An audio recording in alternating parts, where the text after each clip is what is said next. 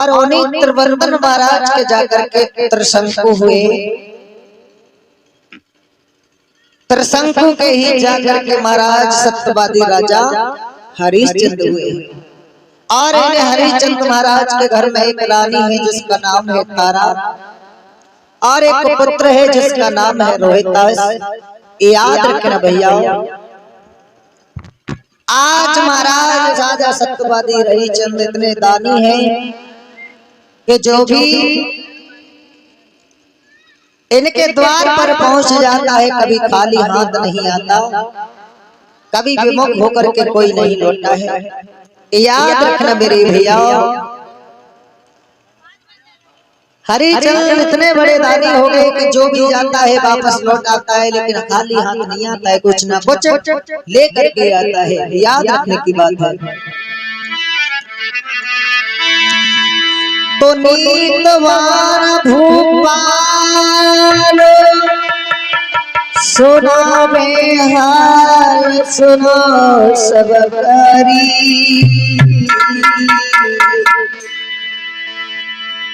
के घर में है एक बेटा रे और तारा बदसियरा।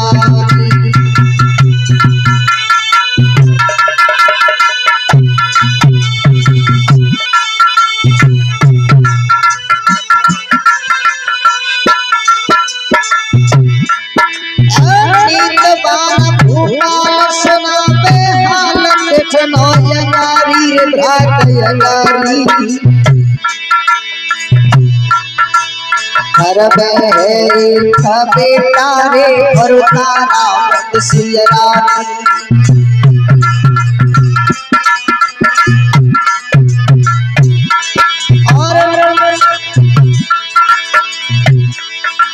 और चले धर्म के साथ कहे हर नाथ पे कथा यगारी रे घाट यगारी। राजा की नरक बनाई रे सावई नर नारी।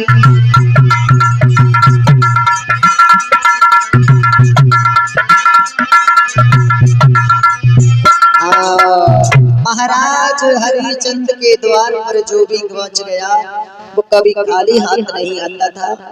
याद रखना मेरे भैया, इनके घर में रानी है जिसका नाम है तारावती, और एक पुत्र है जिसका नाम है रोहितास। आज महाराज हरिश्चंद्र धर्म के नाम पर इतने आगे बढ़ते जा रहे हैं कि उनकी 100 कोसों तक बढ़ाइयां होने लगी हैं।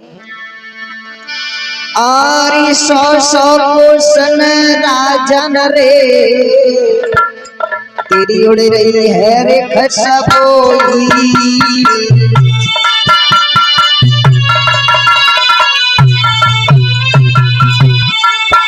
आरी 100 कोसन राजन रे तेरी उड़ रही है खसबोई।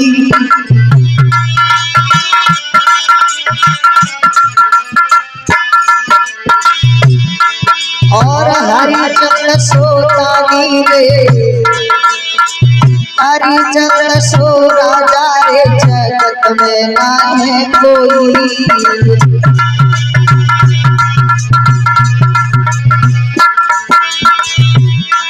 महाराज प्रजा के खुशी सबई करना रे, और सब लोगन को महाराजा को कर दो मेरे भैया रे। कौनी बड़ी बल बात है जैसे कछुए के सनाए जा मेरे भैया रे। कौनी बड़ी बल बात है जैसे कछुए के सनाए जा।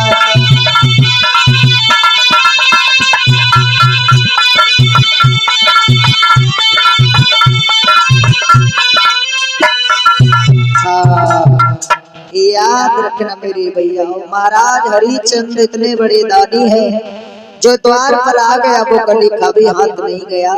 महाराज के राज में प्रजा बड़ी खुशी से रहती है, बड़े ही सुखहाल में प्रजा अपना राज्य में निवास करती है। याद रखने की बात है भैया।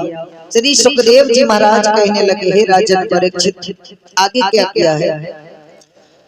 एक समय में गुरु वशिष्ठ और विश्वामित्र ब्रह्मा की सभा में इकट्ठा हुए आपस में चर्चाएं चलने लगी। गुरु वशिष्ठ ने कहा कि हे मुनिवर, मेरा एक शिष्य है जिसका नाम है हरिचंद, और हरिचंद इतना बड़ा दानी है कि मेरे लिए उसके ऊपर अपना शिष्य पर गर्व है।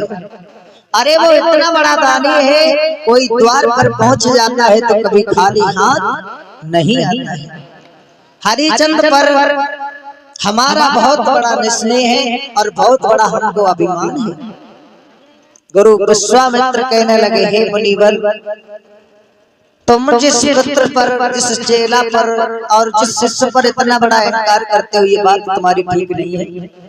क्योंकि जिसके पास सामर्थ्य है दान करने की तो वो तो दान कर सकता है।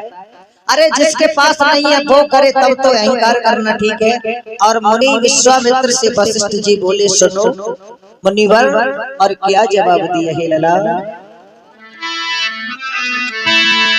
कि सत्य होता है, प्रति होता है, पर सीमा सबकी होती है।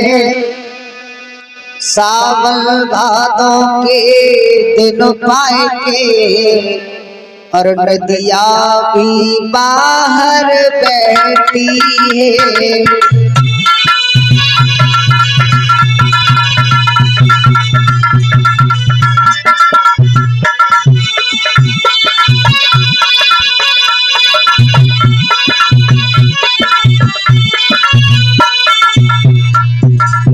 विश्वामित्र से वशिष्ठ जी की सुनो, तुम ये क्या कह रहे हो? मेरा शिष्य तो बहुत बड़ा दानी है। लेकिन वशिष्ठ जी की बातों पर गुरु विश्वामित्र ने जवाब दिया है, सुनो ओ सत्य होता है, प्रति होता है, और पर सीमा सबकी होती है। अरे सावन भादों के दिन पाए, अरे सावन भादों के दिन पाए, और नदिया भी बाहर बहती है। सावन भादों के दिन पाए।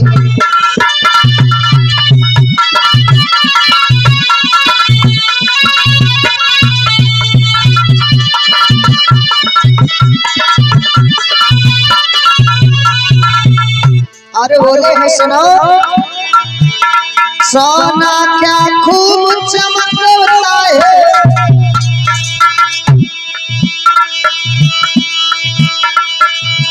कामे बैठे जब तक आग नहीं, अब खबरदार खामोश रहो, अब खबरदार खामोश रहो, कि उस राजा की जांच नहीं, अब खबरदार खामोश रहो।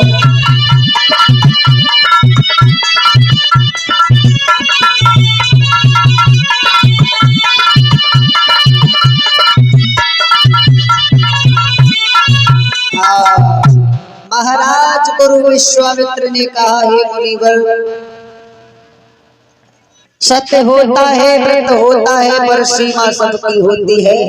और सावन भादों के दिन पाकर नदियां भी बाहर बहती हैं। अरे मुनिवर, सावन भादों का महीना आता है तो नदियां भी उमाड़ लेने लगती हैं। तुम्हारे शिष्य पर तो सब चीज है, अरे जिस पर नहीं हो वो अगर दान करे तब तो ठीक है।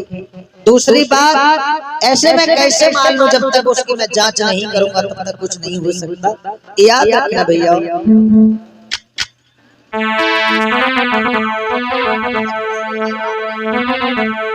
श्री सुखदेव जी समझाने लगे, हे राजन परीक्षित, आज मुनि विश्वामित्र कहने लगे मैं तुम्हारे शिष्य की परीक्षा लूंगा। तो परीक्षा लेने के लिए जब जवाब दिया है तो वशिष्ठ ने कहा, जैसी आपकी अच्छा, आप जाइए परीक्षा ले सकते हो। और मुनि विश्वामित्र ने क्या किया है भैया,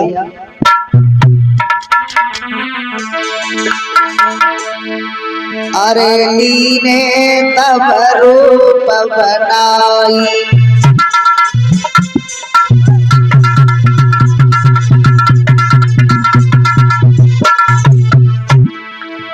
अरे लीने तब भेष बनाई,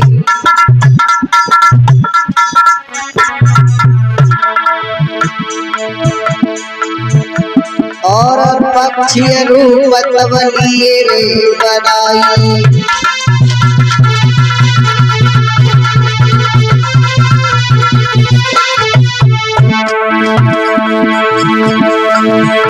अरे लड़त के समय भो भाई, बीत गो भाई, बीत गो भाई, और तुम सुनो हमारे समझ जाई,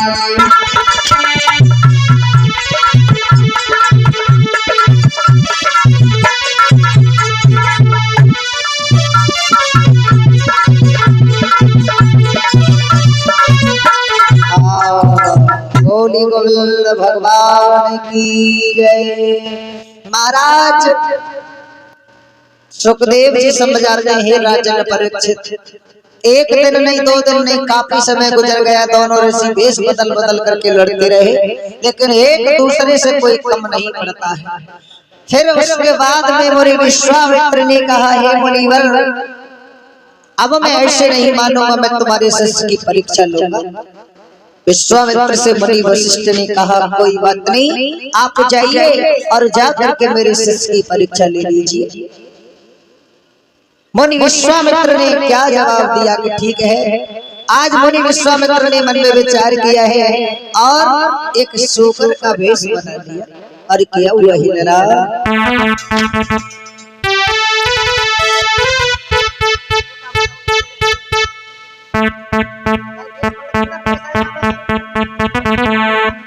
अरे धरि शूकर को वेश,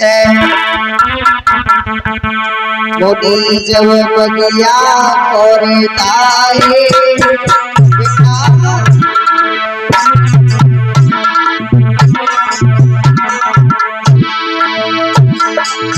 धरि शूकर को वेश, मुनि जब बगिया और ताए, और सुवर रूप बनाए, हरिय चंद बगिया आए,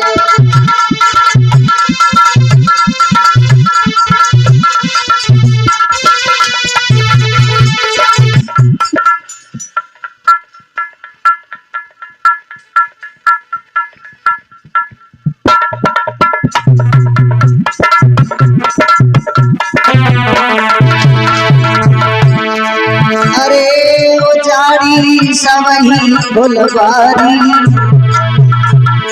और तीन बलद भगवान प्रभु तेरी लीला रे न्यारी, भगवान प्रभु तेरी लीला रे न्यारी।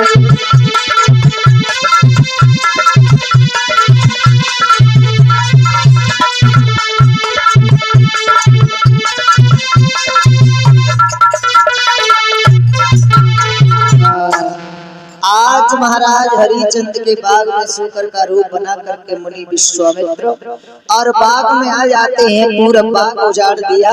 बाग का माली जैसे ही लाठी लेकर के गया तो उसके ऊपर ऐसा प्रहार किया है मेरी भैया कि माली एकदम से भागा और उसकी जंघा पर प्रहार किया, उसकी जंघा को फाड़ दिया। माली रोता हुआ महाराज हरिचंद के पास चला है और रोता हुआ माली हरिचंद के पास पहुंचा, कहने लगा, महाराज, अरे महाराज, अरे जय शंकर की, जय शंकर की। अरे माली की आवाज है रे महाराज। कहिए माली, हमें छुट्टी दे दो, हम तो अपने घरे जाएंगे। क्यों ना महाराज। क्या हुआ महाराज? हाँ, जो आपका फुलवारी का बाग है ना, हाँ, इसमें एक बहुत बड़ा शूकर आ गया है। तो उसने क्या किया महाराज? हाँ, उसने मेरी सारी जंघाएं फाड़ दी। अरे माली, ये संध्या का समय है और इस समय हम उसे दुख नहीं दे सकते। आप बाग को जाइए, सुबह होते ही हम आएंगे और उस बाग में से उस सुकड़ को पकड़ लेंगे। माली को समझाने लगे हैं, सुनो माली, और क्या जवाब दिया है संध्या को समय दुख मत दीजो काहू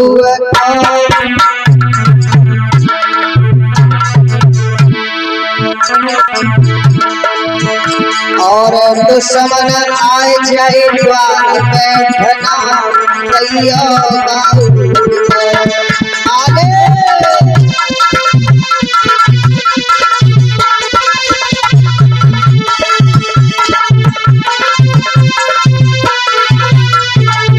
भैया माली, अरे संध्या को समय तो घमते तैयार का हुआ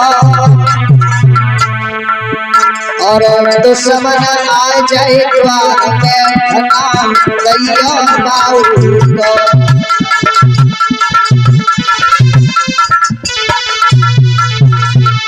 और सुनो, अरे सवेरे हम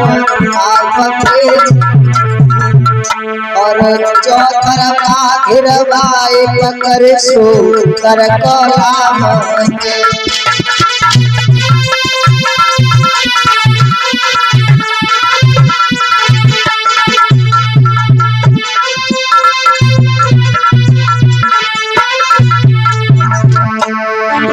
अरे हरिहर बोला मेरे भैया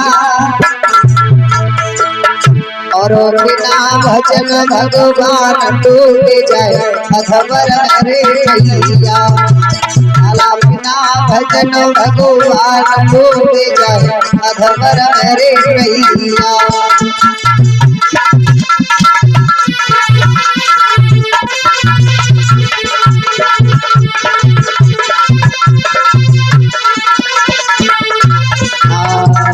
गोविंद भगवान की जय। माली को समझाया, रे माली, संध्या के समय पर अगर दुश्मन भी द्वार पर आ जाता है तो उसे भी आदर सत्कार से बिठाते हैं। अरे इस समय संध्या का समय है, सुबह होते ही हम बाग में आएंगे, उस सूकर को पकड़ लेंगे। इस समय किसी को दुख देने का हमारा कोई अधिकार नहीं है। और इतना समझा करके माली को भेज दिया है। सुबह हुआ है मेरे भैया और राजा ने अपने अश्व के लिए तैयार किया, घोड़े को सजा करके हाथ में खंजर ले लिया, बाग की तरफ चला है। जैसे ही बाग में पहुंचा, गुरु विश्वामित्र ने फिर सूकर का रूप बनाया और बाग के लिए उजाड़ने लगे। महाराज हरिचंद्र के सामने जब फुलबाड़ी उजड़ रही है तो उनके लिए क्रोध आया और उन्होंने अपने हाथ में तलवार निकाली और घोड़े को आगे बढ़ा दिया और आगे किया हुआ ही भैया। अरे राजा ने तेग चलाई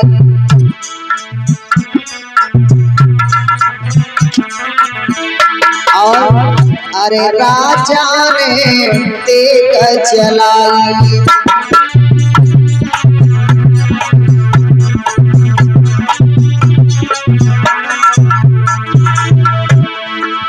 और तेरा लगाई भैया तेरा लगाई और सो करके ढंग गए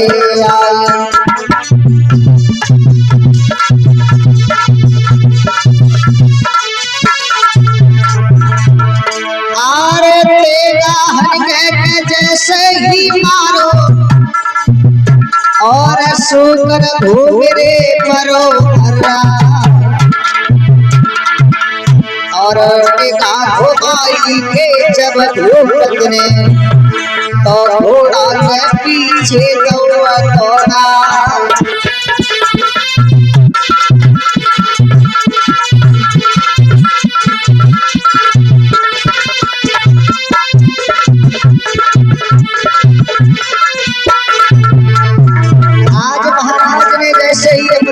चलाई है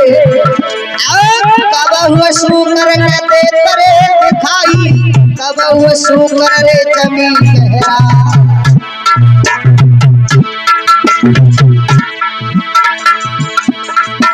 और धीरे धीरे गया आगे बढ़ते और भीतर कौतौ निवास।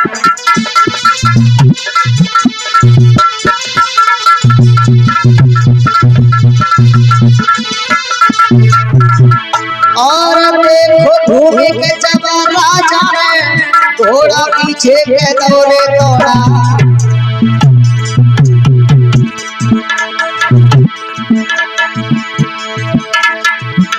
और ये 10 समुद्र का है भैया भाई, और 20 समुद्र का है रणवीर ठेकेदार। कृष्णा वह में खाता बलवाते हैं, भगवान की हर मनोकामना पूरी करे। और देखो राजा ने जबर सूकर को, और वो पीछे के परोरे गहरा। और तब अरे भेष बदल के विश्वामित्र ने लंबे लीने रे तिलक लगाए।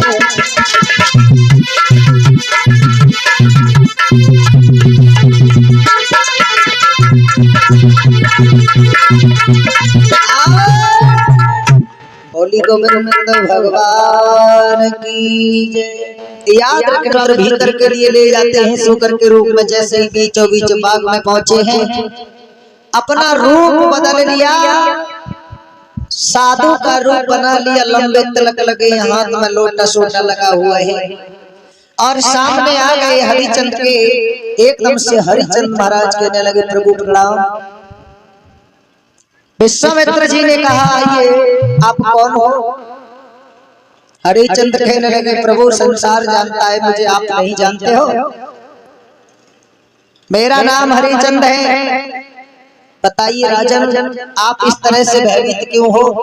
तो विश्वामित्र से हरिचंद कहने लगे महाराज, मेरे बाग में एक सूकर आ चुका था, और उस सूकर ने मेरी फुलवाड़ी उगाड़ दी। मैं उसे जान से मारने के लिए आया हूँ। आपने यहाँ कहीं सूकर को देखा?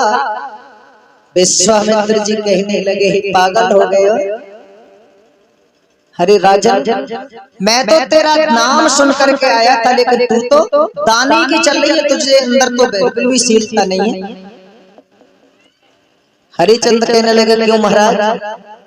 विश्वामित्र ने कहा है राजन, हरिचंद तुम शक्तिशाली हो, और मैंने तुम्हारा नाम सुना है, 100 कोसों तक तुम्हारी बड़ाई होती है, लेकिन आज इस करतूत को देख करके मुझे विश्वास होता है कि तुम्हारे अंदर दया धर्म का कोई चीज नहीं है।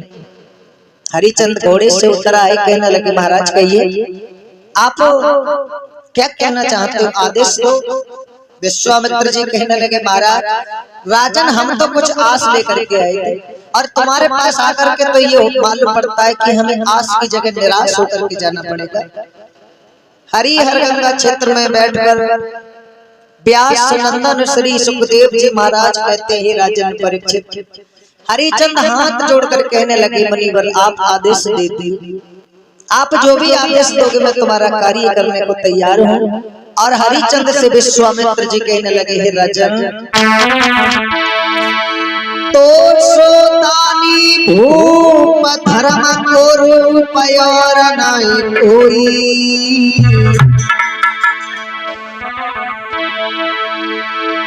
तो सोतानी भूप धर्म को रूप और नहीं कोई, और नहीं कोई। तेरी 100 कोसन राजा रे उड़ रही है कसमों।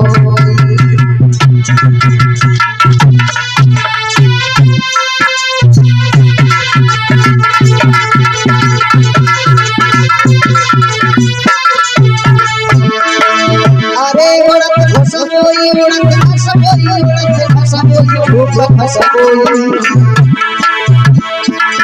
100 कोसन राजा रे उड़ रही है खसमोई।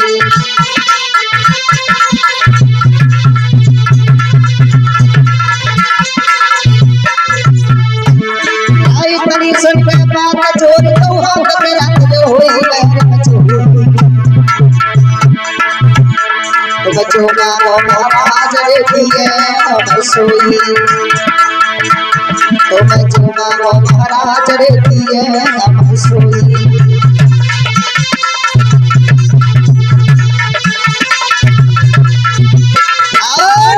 बोली गोविंद भगवान की जय। हरिचंद सहने लगे महाराज आप आदेश दीजिए, जो भी मांगोगे मैं तुम्हारे लिए देने को तैयार हूँ। विश्वामित्र जी ने कहा हे राजन, वैसे तो मैं इतना बड़ा दानी समझ करके आया, लेकिन मैं तुम्हारी करतूतों को देख करके चाहता हूँ कि तुम दानी नहीं हो। हरिचंद कहने लगे महाराज ये तो बात सही है कि मैं कोई दानी तो नहीं हूँ, लेकिन आप जो आदेश दोगे मैं उसे पूर्ण करने की कोशिश करूंगा। विश्वामित्र जी ने कहा महाराज अगर देना चाहते हो तो मैं तुम्हारे पास एक अरदास लेकर के आया हूँ। अरे मेरे यहाँ पर यज्ञ का अनुष्ठान है और मुझे 60 बार सोने की जरूरत है। आप अगर कुछ देना चाहते हो तो मुझे 60 बार सोना दे दीजिए। हरिचंद कहने लगे महाराज मुनिवर इस समय तो मेरे पास कुछ नहीं है, मेरे पास ये ताली कुंजी है, इसके अलावा और कोई चीज नहीं है। आप महलों को चलिए, मैं तुम्हें महलों में चल के राज जो भी मांगते हो देने की कोशिश करूंगा। आज जैसे ही ये शब्द सुना है मुनि विश्वामित्र कहने लगे राजन आपका क्या भरोसा है कि महलों में जाकर के आप इस बात को साबित कर दो। अरे आप इस बात को पलट भी सकते हो, मेरे लिए यहीं पर संकल्प कर दो।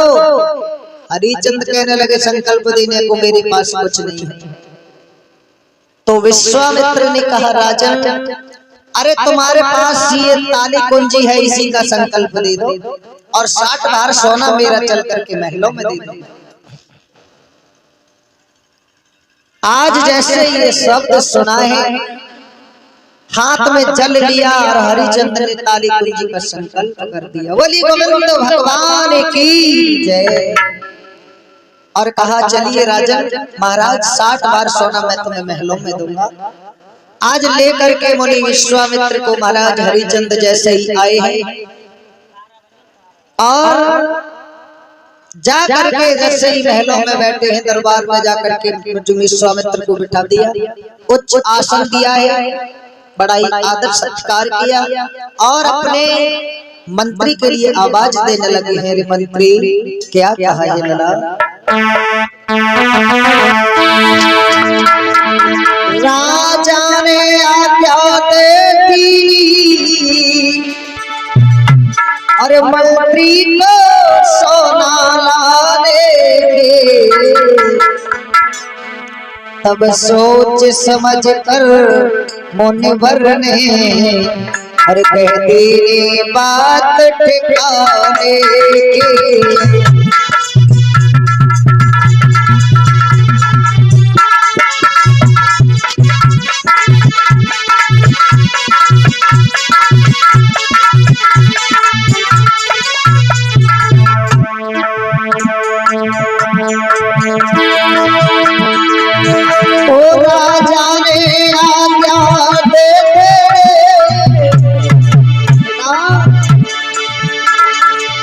और मंत्री को सोना देंगे, तब सोच समझ कर मुनिवर ने कह दी बात ठिकाने की।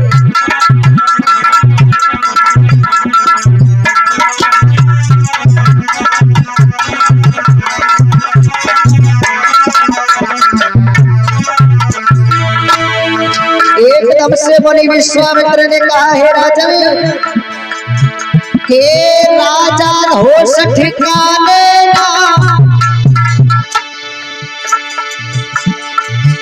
और किस पर हुक्म चलाता है, अधिकार तुम्हारा रहा नहीं, किस पर सोना मंगवाता है।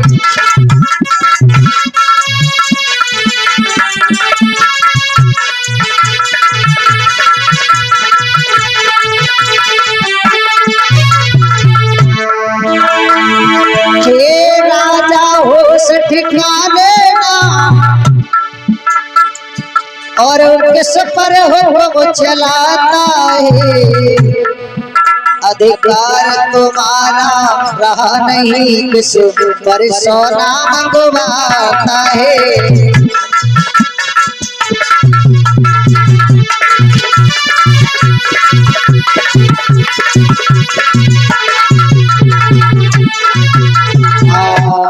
कहने लगे हे राजन, कब पागल हो गए हो?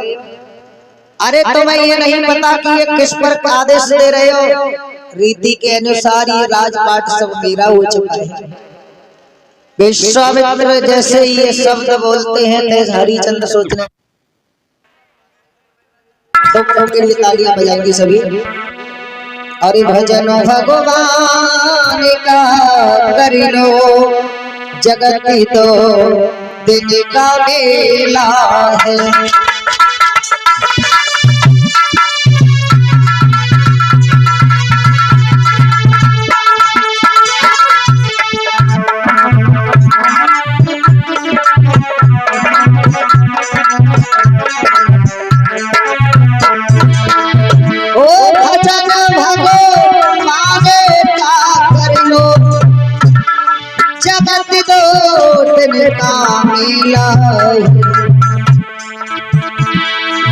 लाया साथ में अपने संग ना जाइए।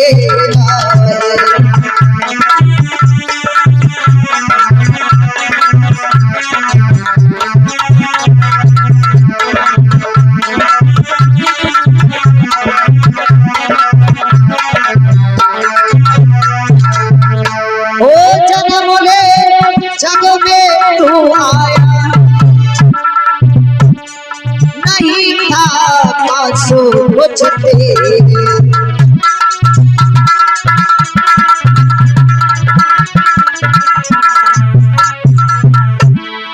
यहीं पर तूने पाया है,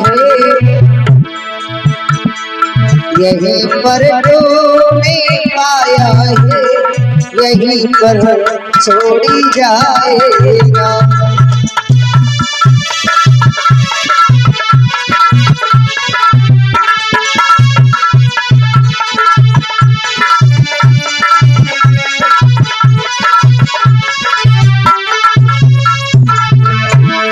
भजन भगवान का कर ले, जगत तो दिन का मेला है।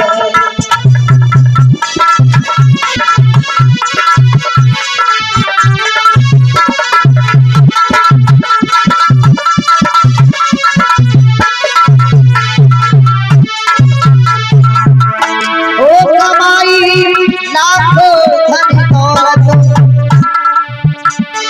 करोड़ी बन के बैठा है।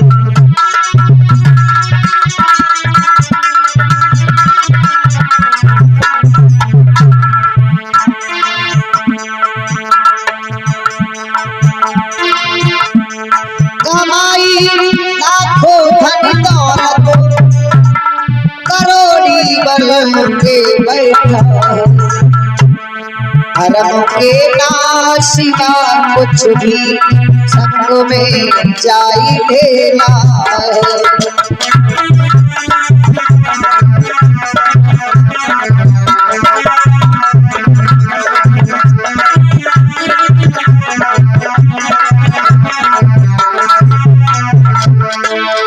भजन भगवान का कर ले, जगत दो दिन का मेला है।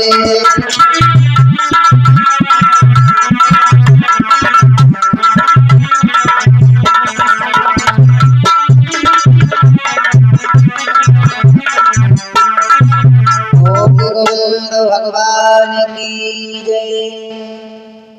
आज जैसे ही महाराज हरिचंद ने आदेश दिया कि हे मंत्री इधर आओ, मुनिवर के लिए 60 बार सोने की जरूरत है, इन्हें 60 बार सोना दे दो। विश्वामित्र जी एकदम से उठ करके खड़े हो गए, कहने लगे राजन क्या पागल हो गए हो? अरे ध्यान करो, रीति के अनुसार ये राजपाट सब मेरा हो चुका है। तुमने बाग में ताली कुंजी का संकल्प दे दिया अब तुम्हारा यहाँ क्या बचा है? कुछ भी नहीं है। आज महाराज जैसे ही पता चला एकदम से अपनी खोपड़ी पकड़ के कहने लगे, हे मुनिवर मैं भूल चुका था, ये रीति के अनुसार राजपाट तुम्हारा हो चुका है, लेकिन एक बात सुनो, मेरे घर में जो रानी है मेरी तारावती, मैं तुमसे आज्ञा लेता हूँ कि कुछ पल के लिए मुझे आदेश दे दो, मैं चला जाऊं, अपनी रानी से कुछ सलाह लेना चाहता हूँ। विश्वामित्र जी ने कहा ठीक है चले जाओ, जल्दी आ जाना। हरिचंद्र चले हैं, जहाँ पर रानी तारा बैठी है वहां के लिए जा रहे हैं, और जैसे ही पास में पहुंचे हैं पतिव्रता नारी उठ करके खड़ी हो गई, कहने लगी पिया अरे महाराज आज तक तुम्हारे चेहरे पर हमेशा तेज खिला रहता था, पुष्प की तरह तुम्हारा चेहरा खिला रहता था, आज कैसे कोमल चुका है। हरिश्चंद्र कहने लगे रानी कोई बात नहीं है, अरे बाग में एक ऋषि आए थे और उन्होंने मुझसे 60 बार सोने की अरदास की, तो मैंने उनसे कहा कि इस समय मेरे पास कुछ नहीं है, आप मैं दरबार को चलिए, मैं तुम्हें सब कुछ दे दूंगा। उन्होंने कहा मैं बगैर संकल्प लिए तुम्हारे दरबार को नहीं जाऊंगा, अरे तुम्हें पहले संकल्प लेना होगा।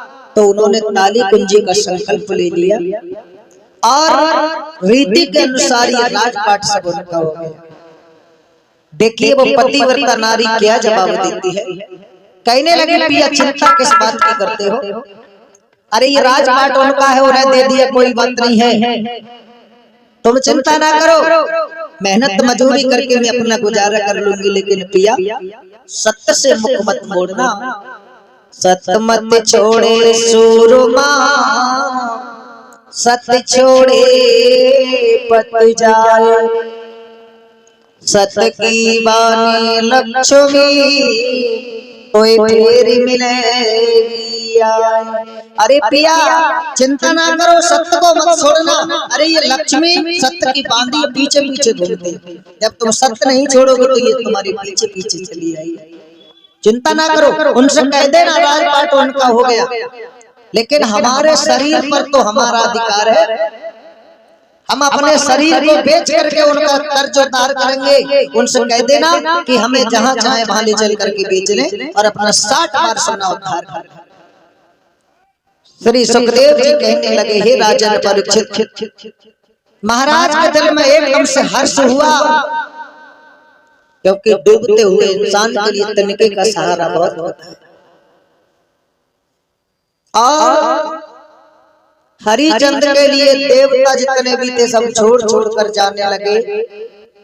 महाराज ने सबको विदा कर दिया, और जब सत्य ने कहा कि महाराज अब तुम्हारे पास कुछ नहीं है, मैं भी जाना चाहता हूँ, तो हरिचंद्र हाथ जोड़ कर कहने लगे तुम्हारी खातिर तो मैंने ये सब राजपाट दान में दे दिया, और तुम भी मुझे छोड़ करके जा रहे हो, लेकिन तुम मुझे छोड़ करके नहीं जा सकते, क्योंकि मैंने तुम्हारे लिए अपना बनाया है, और ये राजपाट सब छोड़ दिया, मैं तुम्हें अपने साथ रखूंगा। तो सब देवता चले गए और सत्य केवल भगवान हरिचंद्र के साथ में। आज महाराज हरिचंद्र जैसे ही दरबार में पहुंचे हैं और मुनिवर से कहा हे मुनिवर तुम्हारा 60 बार सोना देने के लिए मैं तैयार हूँ, तुम्हारा राजपाट पर अधिकार है, लेकिन मेरे शरीर पर तुम्हारा कोई अधिकार नहीं है। अरे हम 3 प्राणी हैं, तीनों को बेच करके और ये अपना 60 बार सोना उधार कर। तो हरिचंद्र से मुनि विश्वामित्र कहने लगे हे राजा आपको बेचे कहाँ, अरे पूरी दुनिया संसार का तो राज्य तुम्हारा है। तो हरिचंद्र ने कहा कि महाराज ये काशी नगरी जो है, जो भोले बाबा के त्रिशूल पर बसाई गई है, और ये हमारे पूर्वजों ने भोले बाबा को स्वप्न में दान कर दी थी, आप ले चल के मुझे वहीं पर बेच लो। हरिहर गंगा क्षेत्र में बैठे व्यास नंदन श्री सुखदेव जी कहते हैं राजा परीक्षित,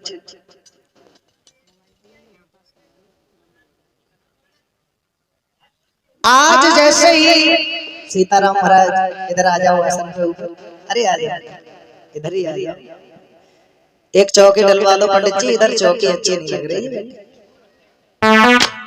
आज हरिचंद्र ने ये शब्द कहा है तो मुनि विश्वामित्र कहने लगे ठीक है राजन, तुम्हारी सहमति से हम सहमत हैं। रीतियों के अनुसार ये तुम्हारे आभूषण वस्त्र हैं, ये भी राज के ही हैं, इन्हें भी उतार दो। आज मुनि विश्वामित्र के कहने पर महाराज हरिश्चंद्र ने वो राजसी वस्त्र उतार करके रख दिए। रानी तारा ने भी राजसी वस्त्र उतार करके रख दिए हैं। पुत्र रोहितास ने राजसी वस्त्र उतार दिए हैं और मुनि विश्वामित्र से कहा चलो तुम्हारा जो 60 बार सोना है हम उसे उद्धार करेंगे, हम तीनों प्राणियों को ले चलकर बेचेंगे। क्या हुआ है भैया? रानी का सब श्रृंगार छुटा,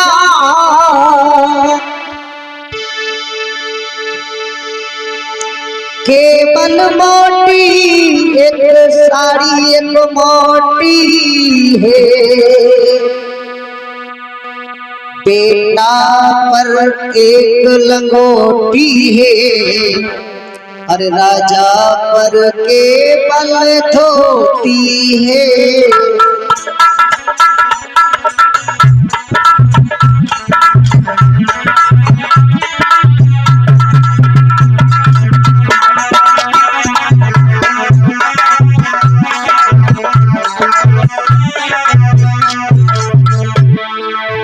ओ रानी का सबसे प्यारे छटा,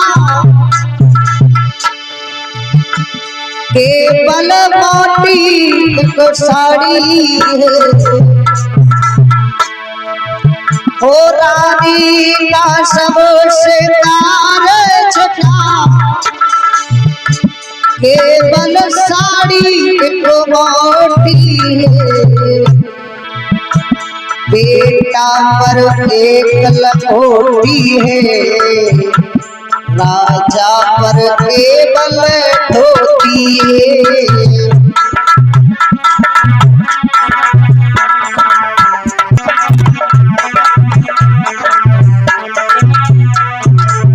महाराज ने सब श्रृंगार की वस्त्र उतार करके एक धोती पहनी है, रानी ने सब श्रृंगार उतार करके रख दिया है, एक साड़ी पहनी है, बेटा पर एक लंगोटी है। मेरी भैया ओ रानी का सब श्रृंगार छुटा, केवल साड़ी एक मोटी है, राजा पर केवल धोती है, बेटा पर एक लंगोटी है, राजा पर केवल धोती है, बेटा पर एक लंगोटी है।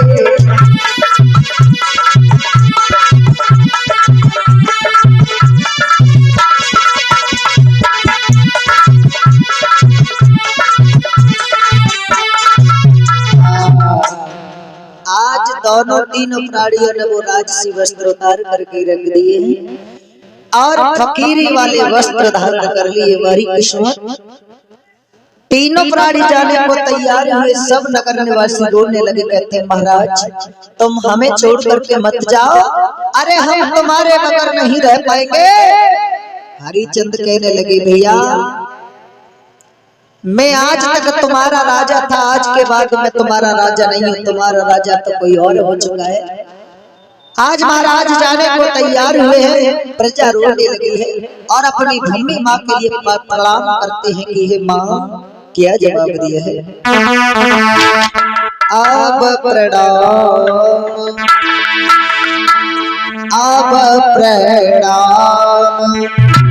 और करो राजधानी, अब प्रणाम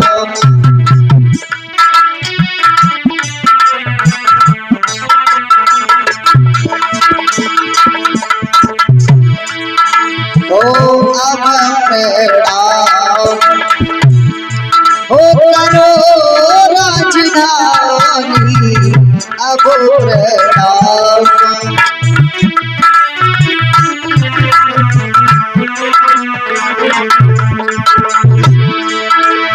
अब प्रणाम करो राजधानी, छोड़े रही राजधानी।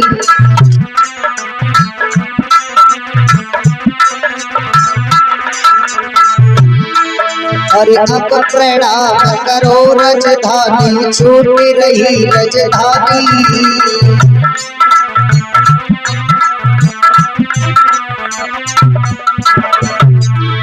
और आज तलक तो रही हमारी, आज तलक तो रही हमारी, अब हुई रही या फिराने, अब प्रणाम ओ करो राजधानी, अब प्रणाम।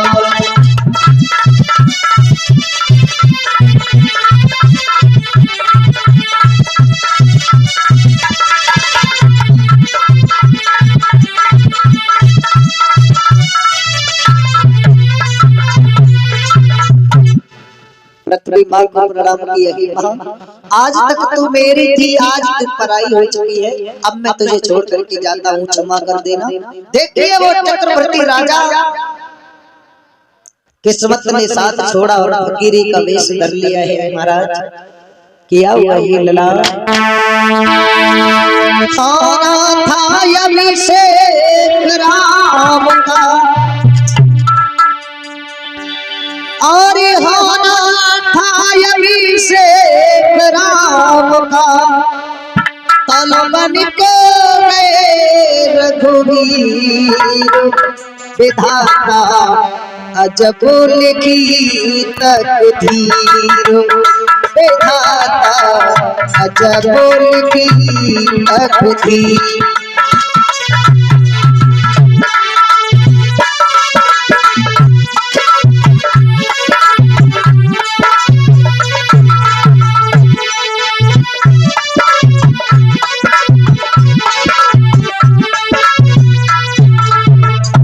हमारी किस्मत इधर रामचंद्र जी का रात्रि में इलाज हुआ कि सुबह राम राजा बनेंगे।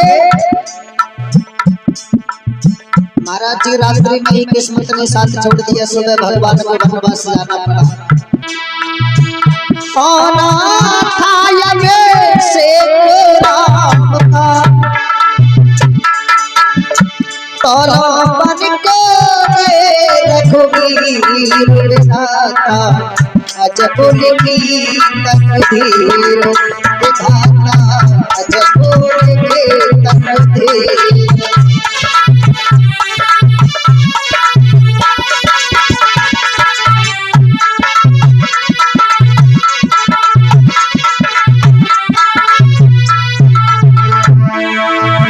हरिचंद्र था तान कदाता, और खाली ना कोई वारिसी जाता।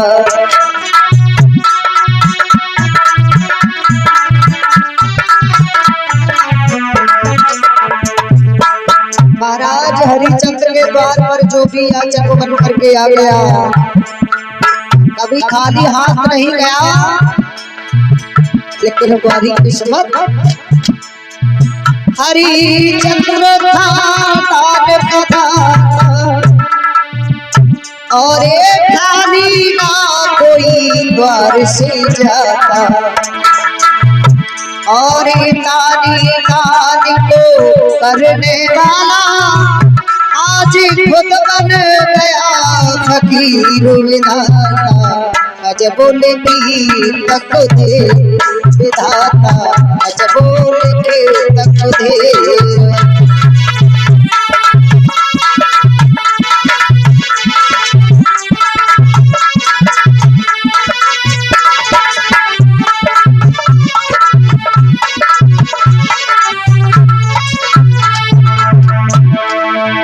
अजब लिखे तकदीर विधाता, अजब लिखे तकदीर विधाता, अजब लिखे तकदीर विधाता, अजब लिखे तकदीर।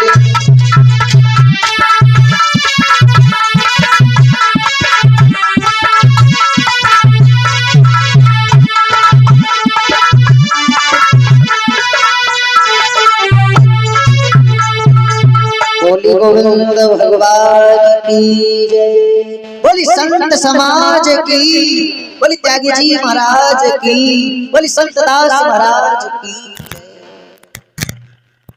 जो इस संतान के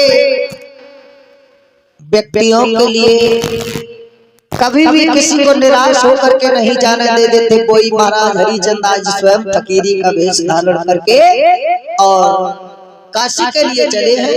प्रजावासी रो रहे हैं कि तुम महाराज छोड़कर मत जाओ, लेकिन महाराज कहते हैं हे प्रजावासियों, हे नगर निवासियों, मेरे पीछे जाने के बाद मुनि के लिए तुम कोई अपशब्द मत बोलना। देखिए वो पतिव्रता नारी जिसने कभी बाहर निकल करके कदम नहीं रखा, जिस पुत्र ने कभी बाहर निकल करके सूर्य की किरणों को नहीं देखा, आज वो दोनों नंगे पैरों काशी के लिए रवाना होने लगे हैं। श्री सुखदेव जी समझाने लगे, हे राजन परीक्षित किया हुआ है, छोड़ चले रजोधारी, अरे अपनी छोड़ चले भैया छोड़े।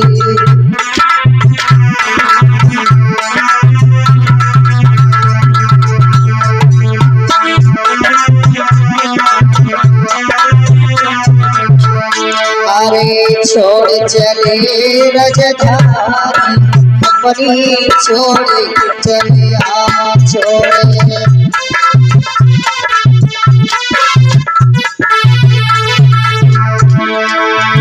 आगे आगे मोने बर जावे, पीछे जावे राजा भैया आगे।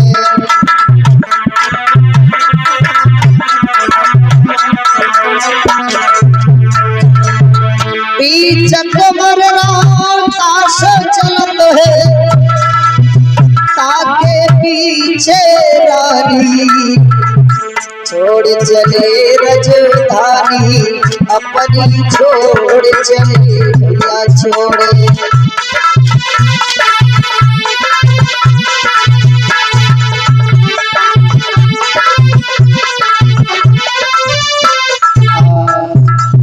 तीनों प्राणी जा रहे हैं, आगे आगे मुनि विश्वामित्र हाथ में लोटा छोटा ले लिया, कहते हैं चलो। हरिचंद्र ने प्रतिज्ञा की है और अपनी रानी तारा पुत्र रोहिदास से कहने लगे कि देखो, जहां तक इन मुनि का राज है, उस राज की सीमा में हमें रुकना तो बहुत बड़ी बात है, एक बूंद जल भी ग्रहण नहीं करना है। चाहे हमारे प्राण चले जाएं, लेकिन हमें दो ही में एक बूंद जल और एक पल विश्राम नहीं करना है। तीनों प्राणी जा रहे हैं, चलते चलते चलते चलते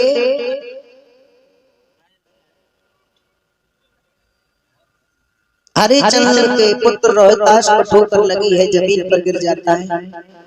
रानी तारा ने एकदम से गोदी में उठा लिया और गोदी में उठा करके